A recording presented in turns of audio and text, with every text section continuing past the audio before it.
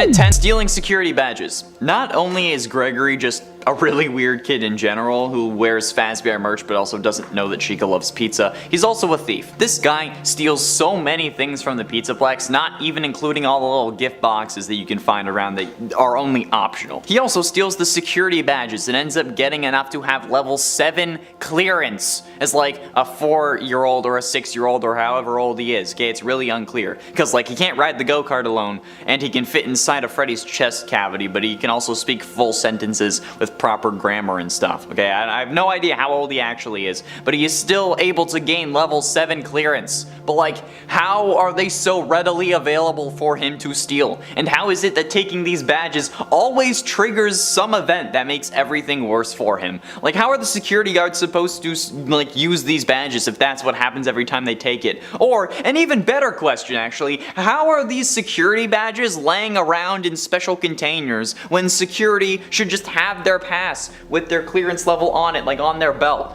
Okay, I don't get it. Plus, how does gaining multiple level 1 passes end up adding up to a level 8 clearance? That's all, it's still all level 1, okay? I don't get it. It makes absolutely no sense, and it's almost as if they set it up for him to see how long it would play out or something, or how well he would do. I don't know. In at 9, Princess Quest. The whole reason Princess Quest is a thing in this game was to lock Vanessa away in her brain and prevent her from regaining full control over her body. So, why did William create or allow for the creation of a fail-safe in this system that allows her to escape? I mean, like, sure, they didn't expect a kid to come along and figure it out maybe, but first of all, it's an arcade machine, of course I'm gonna goddamn play it, but also given the track record of literally all of your plans, you'd think that Afton would have smartened up after like 40 years at the very least, but he doesn't, okay? It's like having a self-destruct button on the bomb that you plan to use to blow up Gotham City, okay? Or like it's like, I don't get it. It's like if the Joker had a purify water supply button just on him or something, okay? It's dumb. If you want something to work, why give it a way to fail? Or maybe that's just my brain and my perfectionism talking, but again, it's one of the dumbest things that Afton has actually ever done in the series. Like, canonically it doesn't backfire somehow, but that's aside the point. Like, but seriously, why would you have a way to undo your evil plans? A 4-year-old can do this. The fact that this wasn't the canon ending is actually just insane how that didn't happen. Just bury the third machine, at least, goddamn. Like, if that's the intention behind it, just bury it and leave it, okay? Fill it with concrete and leave it. Jeez. In it, a bag of rocks. Before Vanessa leaves Freddy in parts and service, okay, she says that it's so that his casing can be put on a new endo after they probably have someone on the clock who can do it normally. But, then after that, she doesn't seem to be suspicious that he's walking around in front of her maybe within like 3 minutes. What? Who would have repaired him if not for, like, if it wasn't Gregory? There's literally no other human in the Pizzaplex, or at least that's alive at this point, and you know, Freddy can't really do it himself. The whole cylinder thing is to protect humans, there are no staff bots in this section, and the only reason that you had to leave him was because nobody else was working. Hello? You there, McFly? Like, why would Vanessa be so chill about Freddy just like walking around in front of her? She literally left him with his head removed, and now she's like, what, assuming that he somehow did it himself, which is literally impossible as he was strapped down? Even if he had done it himself, why wouldn't she see him and then confine him to his room, especially after just accusing him of helping to protect Gregory, okay? It's something that confuses me like so much, and I found it weird in my first playthrough, so I figured that if we got close to Vanessa, she would pull us out of Freddy, but like, I walked up to her to test it and nothing. She gave absolutely zero shits. Like, why? She's dumber than a bag of rocks at this point. It would have been so easy just to make like that little modification to her code for at least this part of the game, like making her a little bit more dangerous if she saw Freddy, but no, they didn't. And it 7's into Rockstar Row. During the so-called interrogation and torture scene in Parts and Service, or at least that's what people are calling it based on the titles of videos on YouTube. Vanessa questions Freddy about Gregory and accuses Freddy of helping us, which I mean is true, but she shouldn't even have to accuse him. More on that later. After telling him that she's gonna leave him down there until he can get put on a new endo, which doesn't really make sense if his coding is the issue and not the endoskeleton itself. Why would she leave to Rockstar Row through Roxy's lift? Why? When she could have easily just come our way and head into the main atrium. That's where Gregory is for the majority of the game, and that's where all the animatronics are patrolling and have been spotting him. It would make more sense to go there than to Rockstar Row, where he was seen maybe twice at this point. Like, I don't know. It seems weird to me. I don't understand. Maybe like the whole logic behind this is that since all the animatronics are out in the atrium, she doesn't need to be there, or maybe she needs to be somewhere where she can get to her Vanny suit quickly, but I don't know. Even if it is Vanessa taking over and not like glitch trap at this point, I still don't get why she wouldn't just go to the atrium. And at 6, fire. Okay, so during the true ending, otherwise known as the Afton ending or the burn trap ending or whatever the hell you want to yell at me for not calling it ending, we have to fend off Burn Trap's attempts to take control over Freddy by setting him on fire using what I'm guessing are the mechanisms that Henry uses to set the fire in FNAF 6, since this is the same location. However, it's incredibly convenient how we fall into the room that has all of this stuff in it, that it has the monitors set up connected to the cameras in the various rooms that Burn Trap enters exclusively, with buttons that light the fires in the corresponding room that like has the camera on the monitor. Yeah, despite it being far more convenient for Henry to light all of them at the same time, I don't get how this works. Plus, I mean, like, if you think about it, how are these still working? It's clearly been a while, and some of the comments report that the Pizzaplex has been open for at least 4 years, which I don't know if it is accurate because, I mean, it's the YouTube comments. But if it is, these cameras and old-ass computers are still working 4 years after being set on fire that was enough to ruin the building. Not to mention also falling into a sinkhole that would have had to open up underneath it, since we have to travel down an elevator to actually get into this section of the pizza place. How is all of this still working after all of that? And if you say that it was Vanny,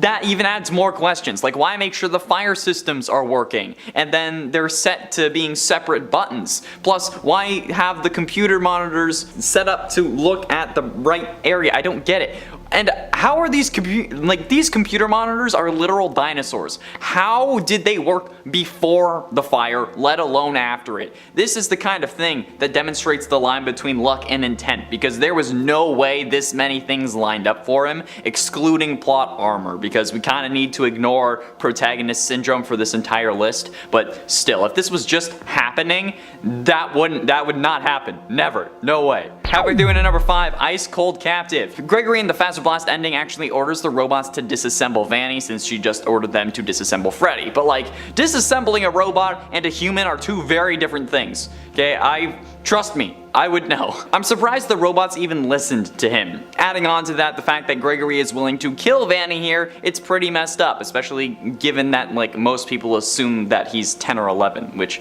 doesn't really seem to make sense. Either way, you could argue that he doesn't know any better, but clearly he does. Okay, this kid is able to destroy all 3 animatronics without a moment's hesitation, use their upgrades on Freddy, he's willing to kill Vanny despite seemingly knowing her like we see in the best ending, and then he burns Burn Trap multiple times to make sure he doesn't take over Freddy. Okay, what the living hell is this kid doing? Like, how was he raised? How is he so nonchalant about literally doing all of this? This guy kills Vanny and then only gets emotional when he has to go talk to Freddy, who is destroyed. Dude, Vanny is bleeding out not 3 feet from you. She is torn to shreds and you're crying over a robot that can be fixed? Something isn't right about this kid. He's supposed to be the captive here, but he's the one putting everyone else in danger, I swear. In it for recharge. What's the deal with airplane food and Glamrock Freddy and needing to recharge every 5 minutes, okay? Like, in the game sense, time isn't moving when I'm running around for 5 hours, since I haven't actually progressed the story.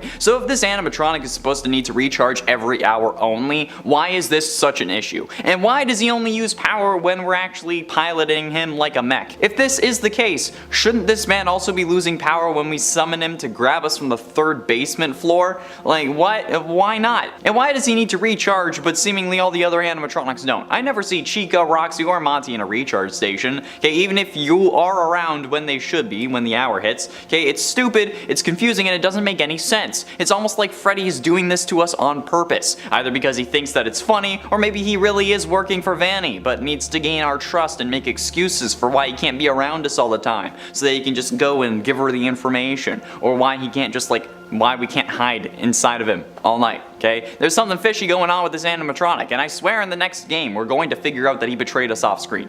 Or at least in the DLC we're going to figure that out. Getting close to the end, into number 3, destruction. And isn't it convenient that there is a way to break every other animatronic that isn't Freddy? Okay, that leaves the animatronic broken in such a way that we can remove whatever aspect we actually needed to upgrade Freddy? Hell yeah it is. It's so convenient, in fact, that there is somehow a way to break them that just works perfectly for their personality, and the perfect amount of the animatronics as well. That works the first time. And even with Chica, okay, we push her into a goddamn trash compactor and somehow don't get crushed ourselves despite her grabbing onto us and pulling us with her. We only get pulled down into another area of the Pizzaplex that we can still get back to the Pizzaplex through, and you know, we weren't pulled into a thing that crushed our skulls. So yeah, needless to say that looking at this logically, it makes absolutely zero sense that any of this actually happened. Okay, we didn't even need to crush the animatronics, and instead we could have just chilled in Freddy's room until 6 AM when the doors opened. And ultimately, in at number 2, staying until 6. Speaking of which, Glamrock Freddy straight up encourages Gregory to risk his life in order to get out of the Pizzaplex, when in all honesty, the safest thing to do would have just been to keep him in your stomach or in your green room until 6 AM, especially after the door closes and he was definitely stuck, which just, it makes no sense whatsoever if Freddy is really meant to be protecting Gregory. There was no need for the whole daycare secret escape hatch thing. You could have just gone back the way you came and everything would have been fine. You wouldn't have been suspicious, since you would have at least appeared to be like you listened to Vanessa after you saw her in the healing area and went actually back to your room, and then Gregory would have been safe, especially after you knew that there was some crazy bunny running around the pizza place looking to slaughter him. So yeah, if Glamrock Freddy is supposed to be protecting him, he did a horrible job at protecting this kid, okay? I don't understand.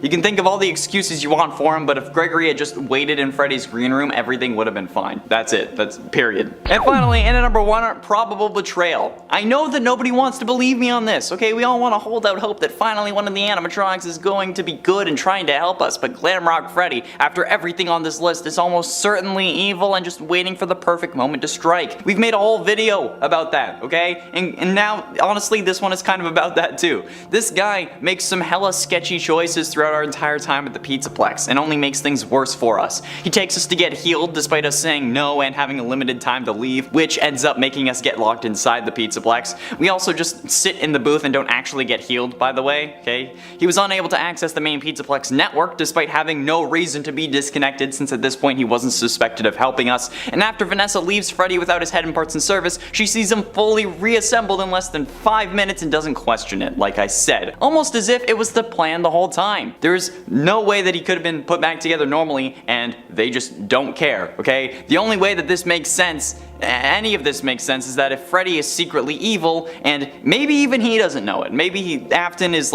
in the back of his mind just waiting to come forward. And it's 10, Moondrop Daycare. Moondrop Daycare is one of the scariest parts, but also one of the coolest parts of this entire game. While it may be one of the first things you do, feeling helpless in the dark, desperate to turn on the generators is something that this series is really good at. This section is also difficult if you don't know exactly where to go, and honestly, if I was to do this again, I still wouldn't really know what I was doing. I know where 2 of the generators are and that 4 out of 5 of them are on the right play structure, but other than that, I'm just running around willy-nilly trying to find it. It's certainly easier when you realize that Moondrop can't really get you when you're running around inside the play structure usually though, but it's also annoying that he can grab you from outside when you're inside the slides. But overall, still a great section. In at 9, Vanny introduction. While Vanny might have been not as prominently featured as we would have wanted in this game, errors like that in this series' first free roam game are to be expected. But the actual introduction of the character, when when she walks past you in the charging station is definitely a cool way to introduce a character and instantly clue us into there being something more going on here than we realize, since our screen glitches out, and at the time we think that it's presumably because we're inside Freddy. And then when it comes back, Freddy has no idea what we're talking about when we ask who the hell that bunny lady was. He tells us that we're looking at a fountain and that there's no rabbits here anymore, referencing Bonnie. And then the Vanny conversation just kinda dies. And the next time we see her is when we're caught by Vanessa, when we have to escape the security office before Vanny can get to us. But either way, there could have been more of her, but the times they did use her, they did it well. And it ate FNAF 1. Going the way that I did in the beginning, which was going towards the bottom of the Pizzaplex through the vent in order to escape instead of going through L chips, will end up putting you in a FNAF 1 style situation where you're in a security office that's made to look like what FNAF 1's office. The office will go on lockdown, giving it limited power, and your job is to watch the cameras on your watch so you can close the proper door when either Roxy or Monty is coming at it. But I think the coolest part of this is just that it's entirely a reference to FNAF 1. I mean, it's certainly more difficult than FNAF 1, having to run to the other side of the room in like a second if you want to be able to close the other door in time, but nevertheless, it's definitely one of the cooler Easter eggs or moments in Security Breach. Plus, I'm pretty sure the time you have to wait for Freddy to reboot it is the same amount of time that a night is in FNAF 1.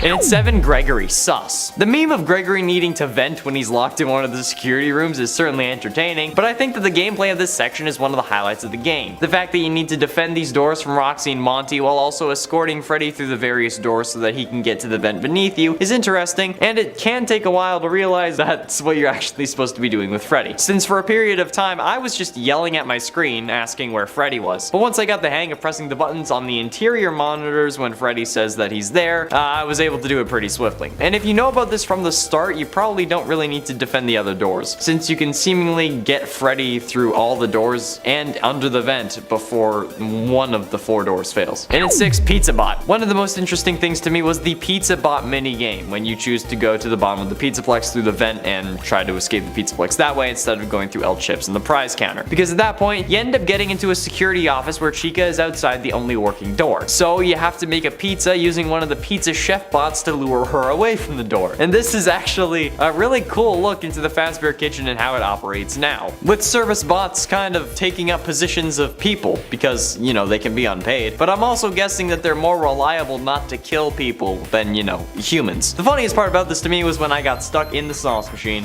and I was like, oh no, Step Chica. That's a story for another day. The fact that they dispense all the parts of the pizza onto the pizza through basically modified soda ice machines is also an interesting idea, because, you know, they're robots and they can't really make it by hand. I wonder how realistic that would be. And at 5, Music Man Chase. The Music Man Chase scene and the whole section that came before it with having to reboot the West Arcade is actually one of the coolest sections in the entire series. Not only does it provide the second Princess Quest arcade machine, but we also get to run through the hall with an obstacle course that's being made right in front of us. There are various different paths that you can choose as well, as long as you're paying attention. At one point you can jump over a fallen shelf or run to the left and go around it, although that usually takes a bit longer, and I actually managed to do this on my first try. I was so far ahead that some of the obstacles didn't even fall in front of me and I didn't realize that's what this section was. But somehow Music Man still ended up catching me right before I got into the security office, which made me absolutely furious. The complete BS of that moment aside, the next time I tried it, I ended up getting it right, so I think it's safe to say that the Music Man Chase is pretty damn cool. And I mean like the giant Music Man spider, or DJ Music Man if you're lame, not like the tiny Music Man when he chases you in the vents. And at 4, boss battles. While most boss battles weren't actually boss battles, with the exception of Monty, who felt pretty boss-like, the concepts of dismantling these animatronics was actually very interesting. Now, I do wish that these animatronics were actually decommissioned when we destroyed them, since it would make the post-game gift collection a lot easier, especially when you know you can't save. But the fact that they're somehow able to get back from the various instances that we left them in is pretty concerning. Like, how does Chica get back from being trapped underground when we can hardly make it across those boards? And how is Roxy able to make her way back to the main area after we take her eyes and she's blind? How is Monty able to crawl back from the depths of hell after we destroy him? I wish that they had actually been taken off of the board, but I get why they weren't. However, the actual ability to have animatronic boss battles is cool. And now I expect the next FNAF game to contain like Dark Souls style combat because of this. Getting close to the end in number 3, True Ending. The true ending of Security Breach is probably split between the best and worst moments, depending on the person. But in my opinion, it's both. While yes, this game does have its flaws, we talked about them in yesterday's video actually, the true ending still has some incredible moments. The cinematic instead of a simple comic strip is certainly a plus, and I'm sure that plenty of people loved the return of William Afton as Burn Trap, the first appearance of the character that is actually an animatronic.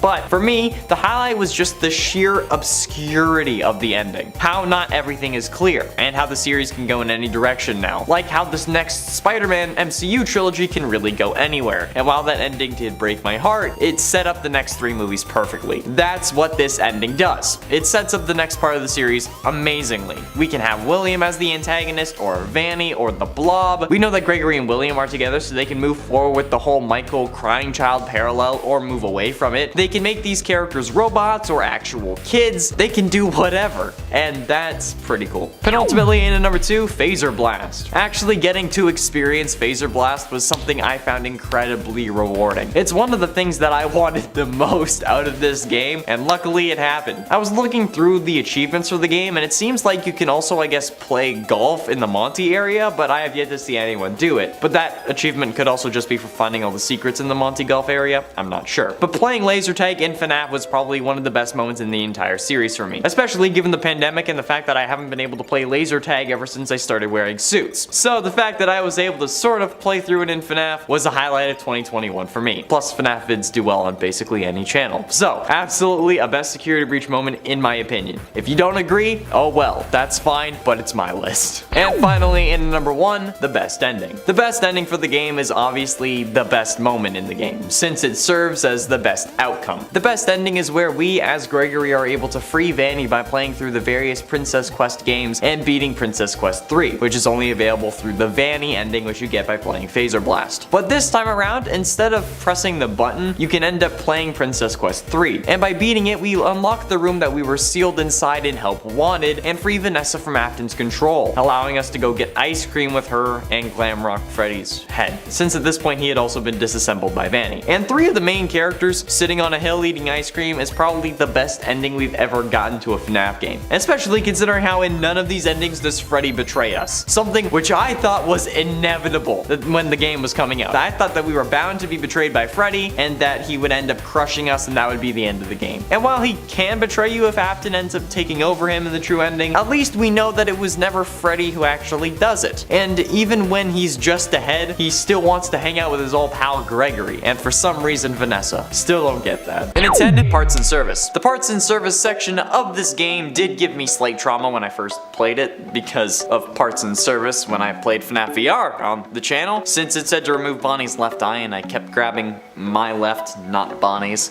But this time it's much easier, but it being easier doesn't mean I can get it first try because I am incompetent. I had to try like 3 times because like the first time I clicked the wires and then it jump scared me. Then I did the wrong pattern because I was too focused on not clicking the wires, but I also have to admit the headless Freddy jump scare is probably one of the coolest ones in this game. Like it's not scary because he doesn't have a head, but the actual situation is very intense, especially since we just learned that there is no record of us in the security database, which should be impossible, which leads me to believe that someone, Vanny, wiped us out so that we won't be missed, or that we're a robot crying child, but I still haven't finished the game yet, so I don't know. But to me, this was still a very intense moment, and then you gotta do it like 3 more times if you want to upgrade Freddy. And at 9, low power. With Freddy being our animatronic deterrent mech, it's pretty important that he keeps his charge so that when we need him, we can use him. However, one of the most shocking things is when he runs out of power. Earlier in that game, he is about to run out of power, or at least in my memory, he did run out of power, so he ejected us and then gets into a recharge station. This made me believe that if he runs out of power, he would just drop us on the floor. No, he doesn't.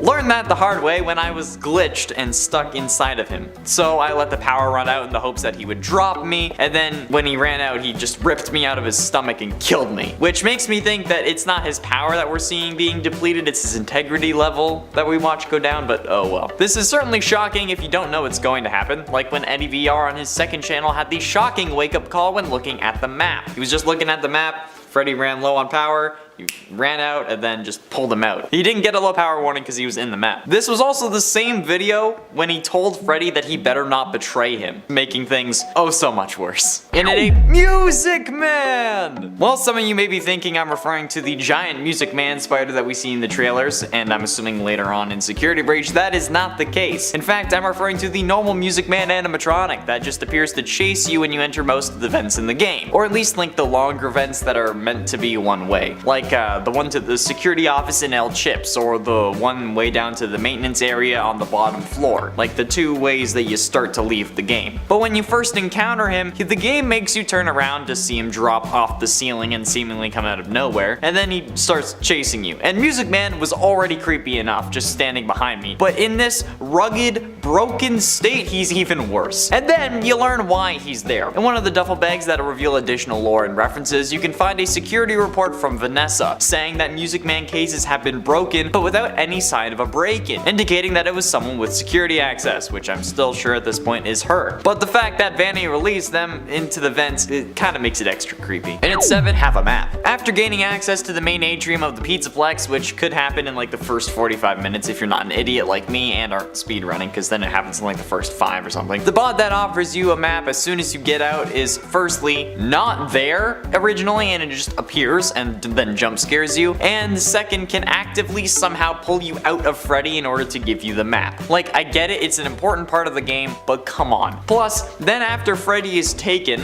okay, another map bot shows up to give you an additional map for the security tunnels. But like, what the hell, man? That one came out of absolutely nowhere. Like, the first time Freddy kinda warns you about it, he's like, oh yeah, you can get a map on the 2nd floor. But this time, it's completely uncalled for, and it's actually terrifying, since it's very similar to the jump scare that causes us all to panic because then the animatronics start spawning behind us after we get caught by a security guard. So yeah, if I could go back and do the new animatronics list, the staff bots would be at number 1, but particularly the map bot. And at 6, Vanny's room. Now, the path I've taken in my first and current playthrough of Security Breach, since they're both the same playthrough, is going to Phaser Blast, or Phaser Quest, or whatever the laser tag one is, because I wanted to play laser tag. Also, it totally happened, and I flipped out. It was amazing. But on laser tag, or I guess like at the end of laser tag, you can find a secret area through a vent that you have to go back through so Music Man isn't there. But the room you end up finding actually has Vanny in it, along with her name on the wall, and it also has a secret Princess Quest machine. At least this time, it's Princess Quest 3. If you don't know, Princess Quest is a minigame present in the mobile version of Help Wanted, which is the way Glitch Trap gets incorporated into the mobile port. However, there's no number. It's just like Princess Quest, so it's the first one. Now apparently there's 3 of them. Plus, you know, if Vanny saw you, you'd be dead, which just adds to the kind of like scare factor. And what adds to the mystery is that you can find a lore bag in Bonnie Bowl that tells you about a Princess Quest 1 machine hidden somewhere in the building. I'm guessing like the actual Fazcade room. But since Princess Quest 1 and 3 are here, I'm assuming that there's also a Princess Quest 2, which I think reveals not only more lore, but potentially another ending. Since Vanny is sleeping next to one of the machines, it makes it seem kind of important. And the lore is the scariest thing out of everything in this series. Halfway through into number 5, Broken Freddy. Now, as if fixing Freddy wasn't enough, he also has to go through something that makes him need to be fixed, right? Well, yeah, that's how it works. And the first time you see Freddy laying down broken because he couldn't get to parts and service is so depressing and worrying that you might end up losing your animatronic repellent suit of mech armor. Unless you aren't sure if they're going to end up betraying you and end up not getting emotionally attached to Freddy. Wow, I sound like I have trust issues now. Maybe I should go to therapy. But like then again, like therapists are like the English teachers of the brain. They like try to find like hidden meanings in like everything. Like the symbolism that like the author intended. Like no. Like the reason you want to sleep in a blanket is because you want to be back in your mother's womb kind of analysis, and it's like no, because I need it to be the right temperature, bro. But honestly, after seeing Freddy like that, I maybe really do need therapy, but for that, not for anything else. The actual Broken Freddy moment is very sad, and then having to go out alone and face all these things without your boy is pretty damn terrifying. Especially because at this point, Vanny was introduced and used a couple times before you could actually get back into Freddy. Also, what happens like almost immediately after this is pretty horrifying. And at 4, Trash Compactor. Now after figuring out what I needed to do, destroying my main Chica was the first thing I did. I already blew her back out, so I might as well finish the job, right? Well, let me tell you that it was still a very intense scene. Firstly, I thought that you would have to actually like lure her into the trash compactor instead of just pushing a button when she's not close and starting a cutscene. So I was trying to actually like lure her into it after placing the Monty stuff because she wasn't trying to eat it. So I was like stunning her and like having her chase me, and that was terrifying doing that. But then the cutscene that plays when you actually stop being a moron is even scarier, since this is the scene that we had in the trailer where it looks like a giant pillar fell on her, but no, you're actually crushing her in a trash compactor. And you, as like a 6-year-old or a 10-year-old or however the old Gregory is, are able to kick off her beak, and then she gets crushed again. But when she gets sucked into the actual like trash chute, she pulls you with her, which is really horrifying, especially for me, someone who's afraid of trash, which is why I don't watch. Yeah, I'm not gonna finish that sentence. That's currently where I ended my last stream, but the day before this goes live, I'm streaming FNAF again on my Twitch, so I guess I'll be past that when this comes out, but oh well. At this point, I don't know what happens after that, but I'm sure it will be even more terrifying. Getting close to the end into number 3, glitches. Now, at the time of scripting, I've played around 7 hours of this game. I've been uploading the videos on my personal channel. However, in that 3rd hour, I managed to break the game multiple times, and this was one of the scariest moments of the early game for me. So I'd like to share my experience with you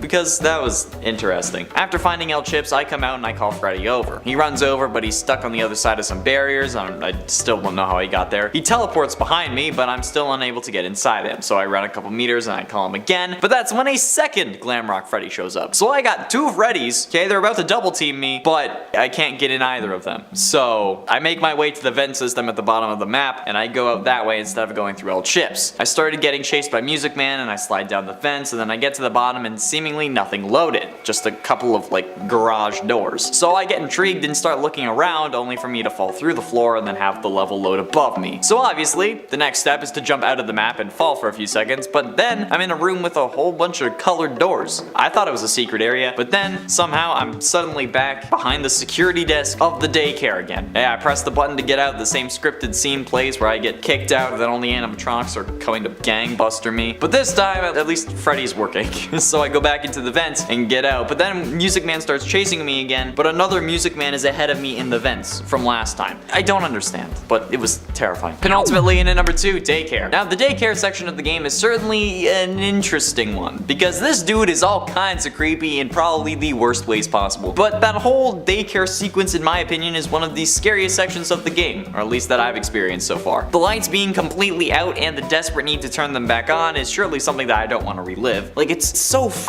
creepy, and I don't know how else to describe it. It's absolute pure terror. The fact that this is a children's caretaker that is literally killing me because I'm up past my bedtime is one of the most horrific concepts I think I've seen, like, in practice. Like, who the absolute living hell thought this would be a good idea? And not only that, but also, like, it's like in the first part of the game. This is before you even get to the main atrium of the Pizzaplex. Plus, there's like a flashlight battery upgrade that you can get that I totally missed because it's in like some hidden area at the back, and I'm still mad about that. I don't really use my flashlight anyway, and I recharge it basically every time I can. But this guy is like the next Afton, okay? He's hella creepy, and he legit reminds me of my uncle. And finally, in at number 1, endos. Now this is some horrifying. The endo section of Security Breach before you can enter parts and service is so goddamn freaky. I don't know how it's possible. I'm glad that like I don't have like a fear of robots, otherwise this would have had me shivering under my desk. Having animatronics chase you is one thing, okay? Having bare endoskeletons chasing you with no casing on them that just move when you don't look at them like FNAF weeping angels is some of the most nightmare-inducing shit I have seen since FNAF 4. And yes, that's a joke because FNAF 4 is all about a nightmare, but still. They only move when you don't look at them. Plus, when you get the security upgrade that you're supposed to get so you can get into the parts and service area, you turn on like 10 additional endos at once who end up chasing you until you can get somewhere safe. Like, you can hide and they will eventually leave, but anyone who's robophobic is going to absolutely despise and loathe this section. I'm only arachnophobic and I still hated that. So, good luck. In at 10, Blind Roxy.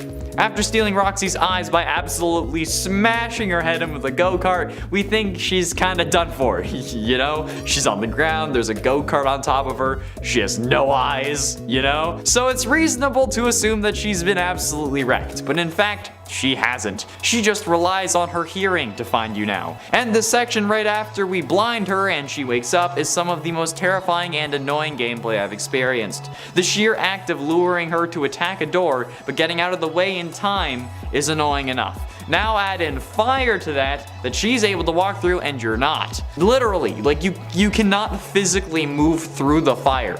Like, I figured that like Gregory would die or something if he tried, so I made an attempt to walk through the fire. Nothing. Turns out Gregory has some extremely precise self-preservation measures, since he knows how close he can get to the fire without it so much as warming him. Like, it's actually like a wall. You cannot walk through it. I guess that was probably the best way to go about this in like a game sense, but like, why even have fire there if you're going to make it a wall? Still, that section, horrifying. In at 9, security office. While FNAF 1's recreation may be terrifying, I think an even more terrifying moment takes place just after that, when you get caught by Vanessa and dragged into the security office when we wait for the police or our parents. But we escape, and seemingly nobody ever shows up. The police never do, and neither do our parents, so Vanessa clearly didn't call anyone. But like with the 5:50 a.m. thing, there is a time limit introduced very quickly here, because thanks to Vanessa locking us up, Vanny now knows where we are. So we are instantly introduced with another time limit, however this time, we're stuck in an office with seemingly no escape. So this ends up becoming worse than the last 10 minutes of the game in my mind, especially because Vanny taunts us by waving outside of the door before coming inside and absolutely decking us. So if you're panicking, much like how Eddie VR did when he was playing, it's certainly going to be rough for you. Yeah, being trapped in the security office with Vanny on your tail, no thank you. 10 out of 10 would not do again unless I have to, which I might have to. In at 8's Phaser Blast. Do I love Phaser Blast? Yes. Would I play it all day if I could? Yes, probably. Do I want a VR version? Also yes, but that doesn't discount the fact that somehow Chica decides to drop in when you're in Phaser Blast, and I don't get why. Which honestly only ends up making this 10 times harder than it has to be, because now you can actually get killed instead of just losing the Phaser Blast game. When playing this the first time, I did not expect to see Chica, so seeing her definitely gave me quite a shock. And running around an enclosed space with a lunatic animatronic that is chasing after you when all you really want is to just get up close and snuggle in with those arms.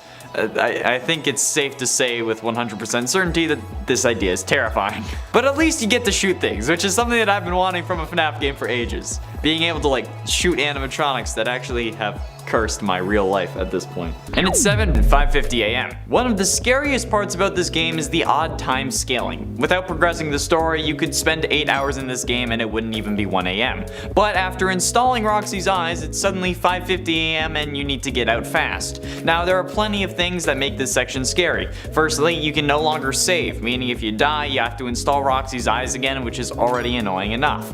You also need to locate an exit, which in the case of the Pizzaplex can be a difficult task to say the least. And suddenly, the rules the game was operating on for the past 6 hours go out the window. It's not the top of the hour yet, but now the Moondrop animatronic is roaming and trying to get you. Again, despite it not being the top of the hour. And Freddy now seemingly has infinite battery. But the scariest thing about all of this is the time limit. Sure, I've spent 8 hours playing this game, but it's only been 6 in game. And now you tell me that I have 10 minutes in game, and it doesn't even give me 5 real world minutes to locate an exit in this goddamn maze? Yeah, time limits like that make everything more intense. And at 6, BB World. The various minigame arcade cabinets hidden around the map are actually sometimes playable, like the Balloon Boy World game we can find in the alcove behind the daycare, accessible through a secret poster door in the theater. But the actual game itself isn't all that scary. It's just like an infinite thing and it doesn't really have an ending. Unless you get through one of the purple portals that you can find in the game.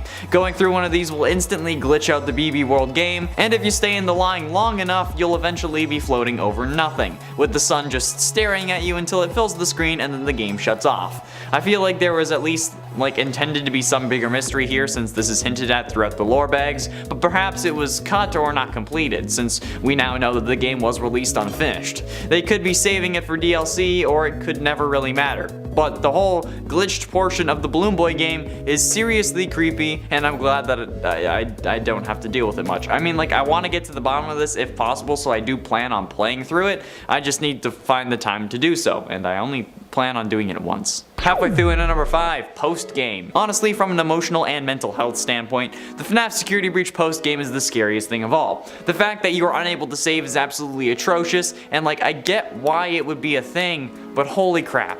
Like, now that we have this insane ability to see where everything is, including secret discs that can only spawn in when we're looking at them, we are now unable to save. If you close your game, you lose everything. You either do it all at once or not at all. And honestly, that's some of the scariest damn shit ever. I hate having my progress be regressed. Like, it feels like I'm wasting my time, and I hate wasting my time. So in addition to being a terrible game mechanic, I hate the fact that everything I can do can be lost. Like it never happened. And that to me is one of the scariest things. But I know it's not scary in a more common sense, so I'm only putting it at number 5. But please, Steel Wool, if you're somehow watching this, even though I tagged you on my Instagram story and you never saw it, please, for the love of God, fix this in an update. Allow us to like enable post-game saving in the settings or something so that it's an option. Because like it would be really useful if it was. Or like enable it like every real world hour. Like after an hour the save stations are active for like 2 minutes,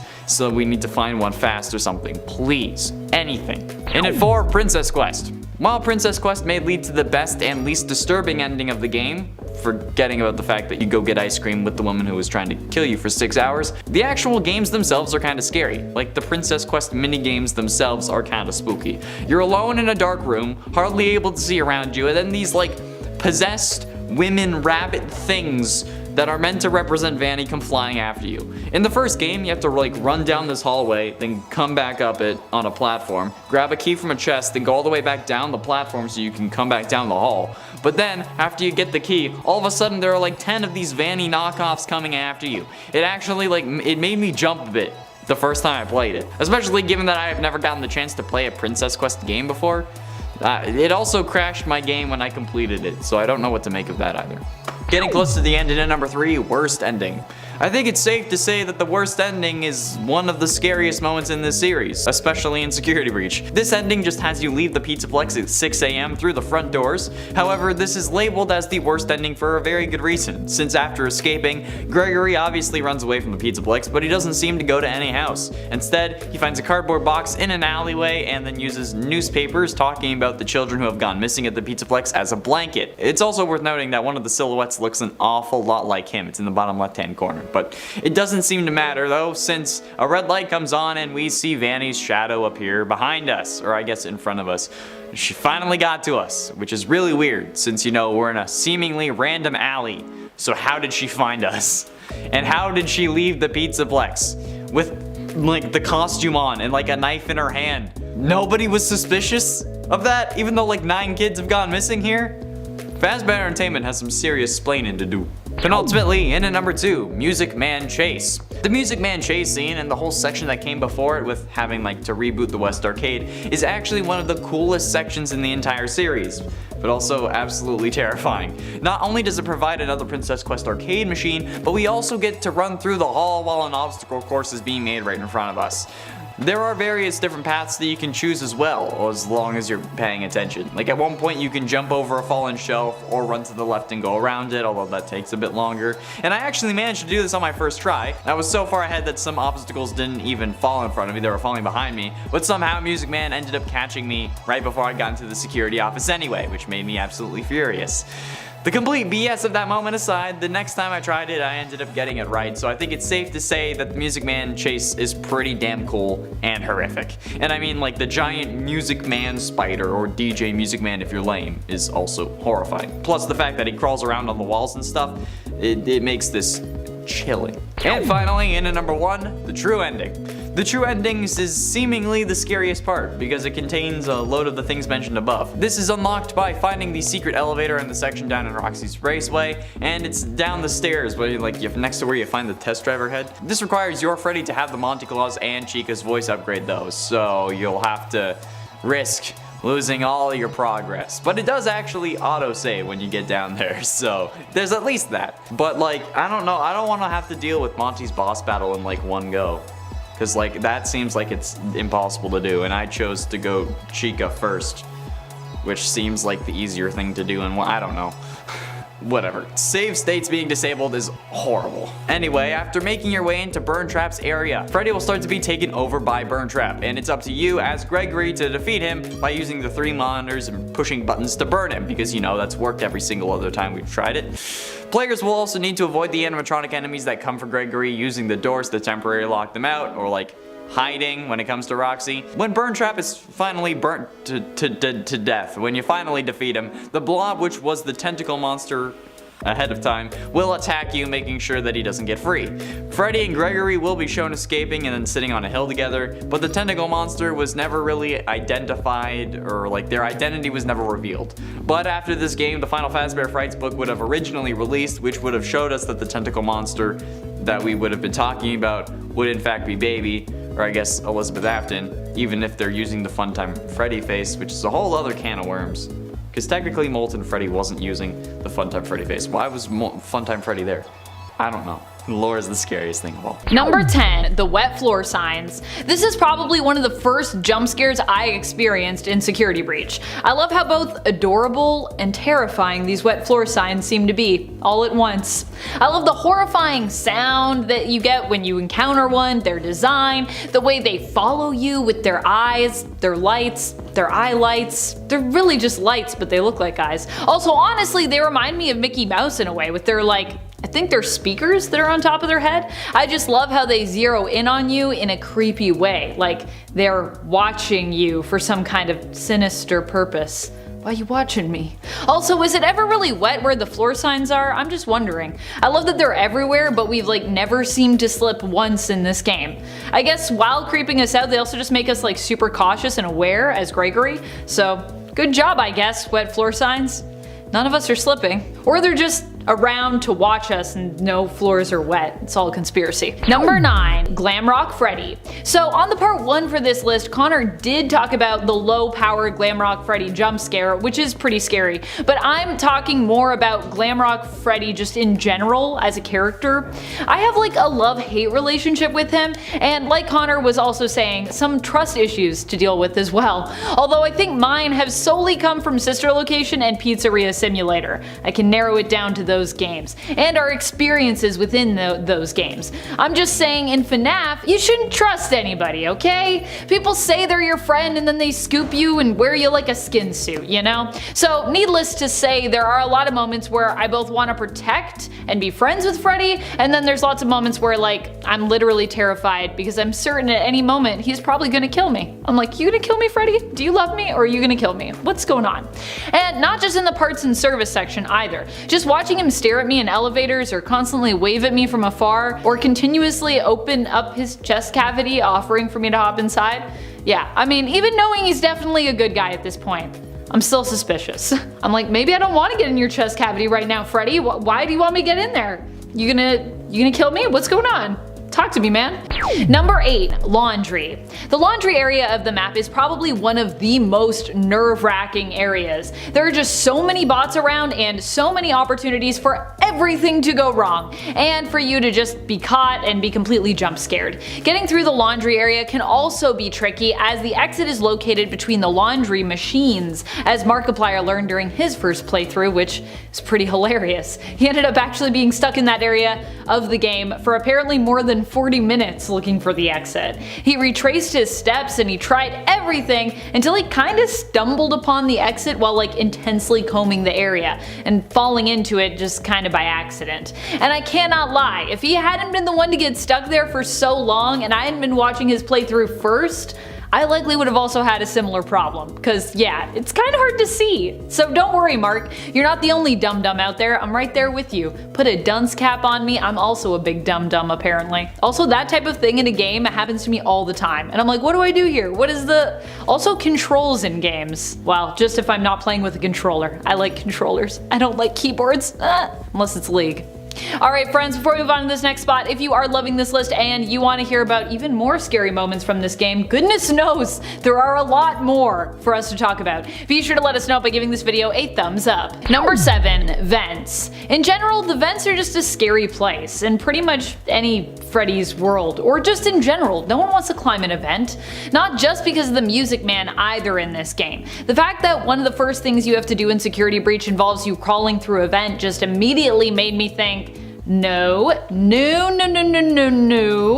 I do not want to go in that vent. But of course, much of this game requires you to crawl around in vents, because FNAF. And then there is Music Man in there, and then some vents are particularly creepier than others as well. So all around just lots of vents, none of them really a good time, as all of them help to trigger the PTSD that we all got from the vents in Sister Location. Number 6. Getting lost. So I'm a big believer that Security Breach and the Mega Pizzaplex were both made to be so large and kinda maze-like on purpose. On purpose for creeping us out and frustrating us. There are tons of places for you to explore and tons of opportunities for you to get lost in this game and get turned around. Also, the directives and even maps you are given are sometimes, you know, like not quite as specific or thorough as you need them to be. Why are these maps so small, by the way? They're so small, and I'm like, I don't even know what that is.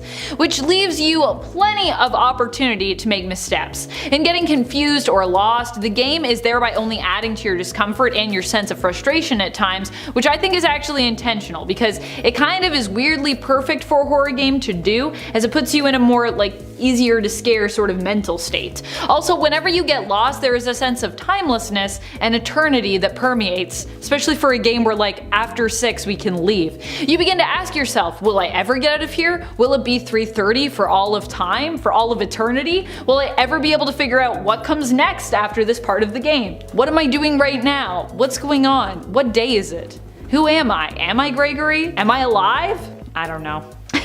I get very existential with the Security Breach, obviously. Number 5. Animatronic teleportation. Sometimes these animatronics seem kinda slow when you watch them move about, but then can also spring towards you quite suddenly. And at times, if you turn your back on them, it kind of feels like they could maybe teleport, or at least spawn to a place in-game that allows them to appear right behind you. That's how it feels anyways. It's pretty freaky how you can think you're getting away only to turn around and see Chica right behind you, ready to jump scare you. I also find it disturbing when you think you've hidden soon enough, but it turns out you're wrong and then you just like get pulled out of your hiding spot and jump scared.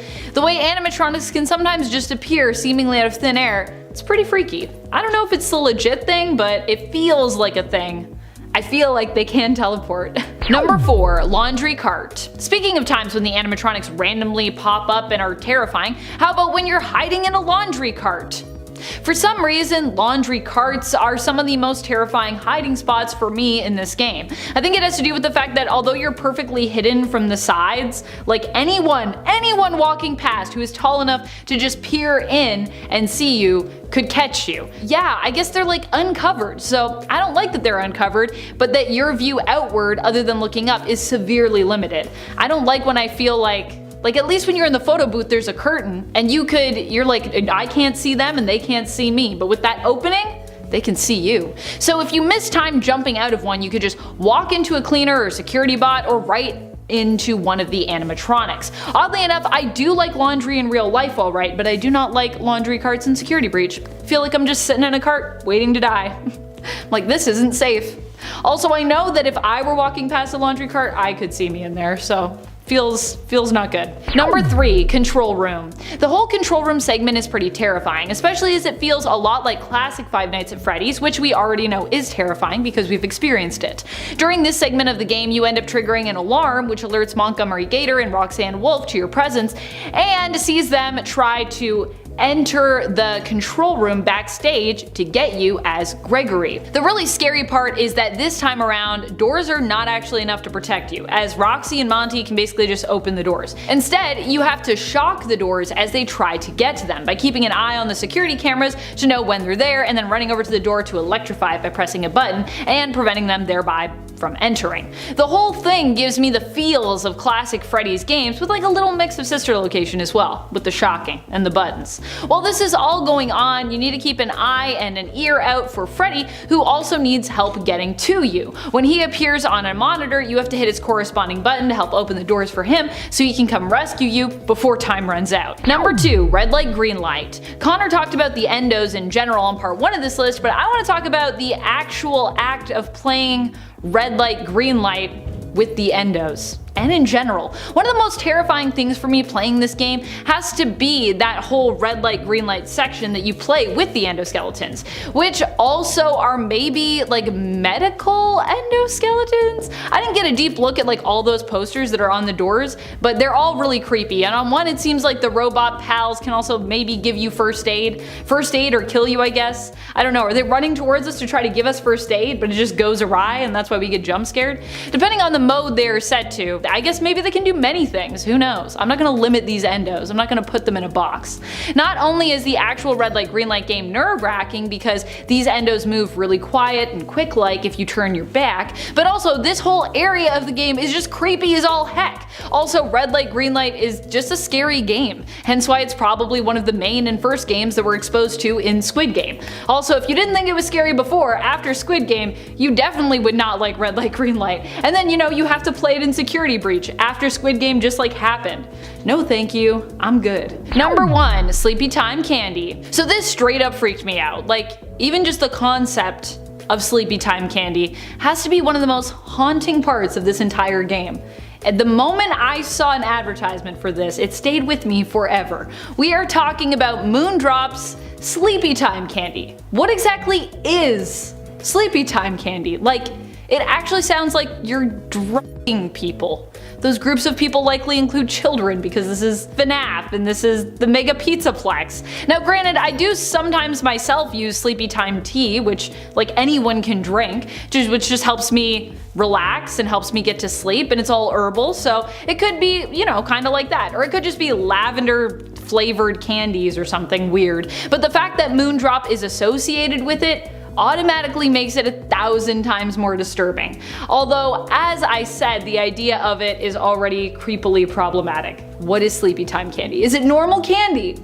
Is it normal? Does it do something to you? I don't know, I'm so curious about it. And at number 10, in-universe games. The knowledge that Scott Cawthon's in-universe counterpart has made games about the Fazbear restaurants in the FNAF universe has been driving us, or more particularly me, crazy ever since we learned about it in Help Wanted. Literally Help Wanted's opening scene. What games are the ones he made? Were they the original FNAF games? Does anything we've done up until this point in the games actually matter? Well, it seems like Security Breach might have actually at least kind of explained it with a single machine known as Mangle's Quest, which, if you don't remember, is one of the mini games that you had to play in order to unlock the good ending of FNAF 3 and the Happiest Day minigame. I guess technically though that has even more implications. If to release the souls of children we had to actually like glitch out an actual game, but that's a discussion for another day. I'm not talking about that now. And at 9, toy animatronics. Has Security Breach actually wrapped up the story of the toy animatronics?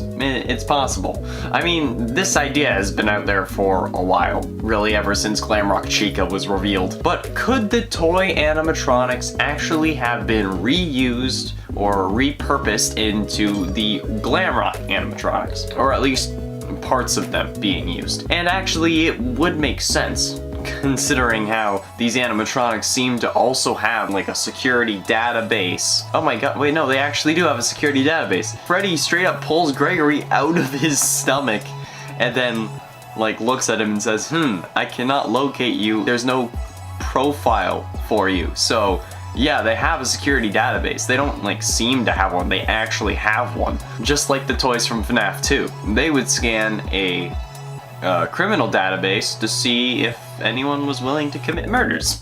But with facial recognition and conveniently the same glitches that allowed them to misidentify William, allowing them to not identify Vanny, since Freddy is unable to see Vanny without Roxy's eyes. Which begs the question, could the other animatronics see her? Or like, is it just Roxy? And if the last versions of the toy animatronics were so terrible at their job, because I mean, like, at this point, they know they were. And I guess like maybe they were like, oh yeah, no, it's because William programmed them, so that's why they were terrible. But like still, why would you reuse that? Why would you risk it again? That seems like a absolutely abysmal idea. And an 8, alligator mask. Now, my original idea was that the man in room 1280 took place after FNAF 6's fire, and that's how William became Glitch Trap. However, it's seeming more and more that the man in room 1280 actually takes place after Security Breach. After all, I mean, like, it would explain why the one you should not have killed is wearing an alligator mask, since it would be Monty if this does take place after, since there wasn't really an alligator animatronic beforehand, and there's no way that an alligator mask is Happy Frog, okay? Just saying. And considering how Freddy runs off with Gregory at the end of the game, Monty would be left to run the show. I mean, we actually like see this happen in a newspaper article at the end of the good ending. The one where you go through the loading dock that required level 7 clearance, and you just like Gregory somehow drives a van with Freddy and then uses the battery to jumpstart Freddy. Yeah, that ending, we see that since Freddy's gone, Monty ends up running the show. And Vanessa even uses this as a threat to try to convince Freddy to give us up when he's in parts and service. You know, when his like head is disconnected and we have to reconnect it.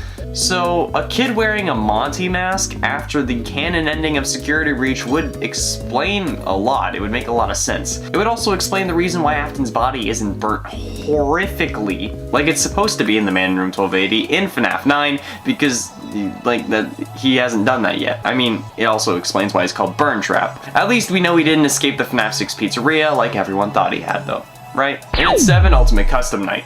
Ultimate Custom Night was actually a pretty dividing point among FNAF fans and theorists alike. Some thought that it was Afton in hell, others thought that it was a coma, but we now have a definitive answer. Assuming it does take place between Security Breach and FNAF 6, as the release of the games would indicate, it would actually mean that Ultimate Custom Night is what Burn Trap is seeing while unconscious in the recharge station. Perhaps it's him keeping himself from dying in the recharge station, like a mind kind of fight thing, like whenever a main character dies in a show and they have to fight back to get to their body. Yeah, that kind of thing. And we don't actually see him wake up until he beats 50-20 mode, and then he comes after us like we see in the true ending to the game. So basically, we get down there, and as soon as we activate it, he beats 50-20 mode. This actually makes sense given that Scrap Trap is in Ultimate Custom Night, since this would sort of be like a nightmare sequence with Scrap Trap serving as what William is dealing with in these moments, or I guess his misdeeds, or his wickedness made of flesh, as Nightmare puts it. But you know, the whole aftermath of the FNAF 6 fire, and then returning to that Freddy Fazbear's Pizza, either because of like Charlotte being there and he wanted to kill her, or maybe just some other thing that Henry had to do to actually lure Afton back. We don't actually know what that was, but either way, he had to deal with it, and it makes sense as to why now. And it's 6, Brothers. Now this is something that Matt Pat actually talked about in his recent FNAF Theory video that went out on January 1st, 2022. However, this is something I have been calling for ages. Ever since we learned Gregory's name, ever since that Funko statue was leaked, I have been saying that their relationship is very brotherly. It was awfully similar to Michael and the Crying Child. Especially when the older brother is represented by, or maybe even now possessing, the Glamrock Freddy animatronic, when it was a version of a Freddy animatronic that killed his little brother in the first place. And before you get all mad at me saying, oh no, that was Fredbear. Fredbear is a version of Freddy, okay? Go away. Fredbear is literally a version of Freddy. Back off. The fact that this is so solid after the game comes out, it kind of explains that what happened actually did happen. No ifs, ands, or buts about it. And that now we're trying to make up for it, to reconcile. And if Gregory ends up actually being a robot crying child, you all owe me a coffee. Because I've been calling that one for ages too. I have been saying that for so long and so many people got mad at me. But look at this. MatPat says it, and I saw no hate comments on the top, at the top comments, okay, on that video. I saw no hate. Halfway through into number 5, the FNAF 6 Fire. FNAF 6 acted as the narrative ending for many animatronics. The fun times in Molten Freddy, the puppet inside of Lefty, Scrap Baby, and even us as Michael Afton. But the secret true ending to this game actually shows us the aftermath of this fire. We see the aftermath of FNAF 3's Fire in Sister Location's final cutscene, with Springtrap popping out of the ruins of Fazbear Fright, and this time around we learn about the third last game's fire in this ending. Since, as MatPat pointed out in his recent theory, as well as many people have pointed out in the comments of various videos and Reddit posts, the pizzeria you're in for this secret ending looks a hell of a lot like the one that we make, or like the base for the one we make in Pizzeria Simulator. And since it burns down, basically it doesn't matter which one you made, this is what it would burn down to. Which honestly explains why William was in the recharge station, okay? They didn't actually have to move his body. Which actually, it makes sense. Finally, something in this godforsaken series makes sense. Something makes sense in a FNAF game, praise the Lord. But this also means that he hasn't been taken to the hospital yet for the man in room 1280 to occur. This idea that this is the FNAF 6 pizzeria also ends up solidifying when you see that the blob is like the new Ennard, with all of the different animatronics from FNAF 6 present when you actually like take a look closer and even like clip inside of it. There's a video for it. Many people have done this on YouTube, but you can like see the Scrap Baby mask, you can see the Puppet's mask. Yeah, combine this with, you know, the fact that Springtrap is here, or I guess Burn Trap or Scrap Trap, whatever, okay? The fact that William in some form of animatronic Golden Bunny is here, and you get an explanation for what happened after the FNAF 6 fire. In at 4, Princess Quest.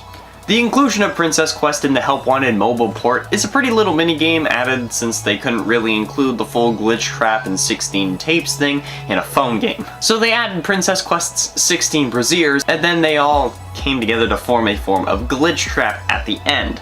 This seemed like a simple way to include everything when it first came out, but now we have a whole new lease on this idea. Since, with Security Breach, the way to get the best ending, even though it's not canon, is through these Princess Quest arcade machines. But they've been ported from a mobile game into arcade cabinets. We learn this in one of the various lore duffel bags that we can find throughout the game. One in Bonnie Bowl says that they ported Princess Quest 1 from an old mobile game. Why port to arcade?